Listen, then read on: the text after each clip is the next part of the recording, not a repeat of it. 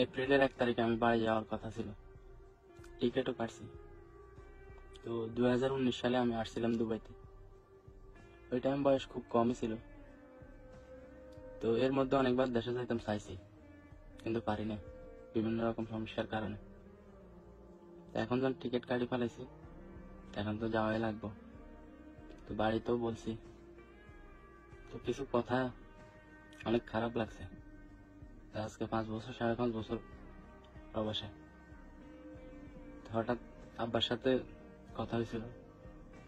তো আব্বা বলছে যে আমি কিছুই করি নাই ফ্যামিলির জন্য। আমি যে টাকা দিছি এই টাকা দিয়ে চলে না। এর মধ্যে বোনরে বিয়ে দিছে, আমি বাইরে আনছি। তো এরপর আমি কিছু করি নাই। ঘর বাড়ি সব ঠিক করছে, এরপরও আমি বলে যে কিছু করি নাই। এর মধ্যে আমি অনেকবার অসুস্থ হয়েছি, দেশে যাইতাম চাইছি, যাইতে দেয় নাই।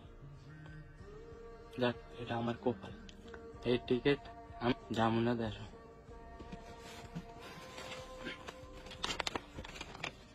এই টিকিট,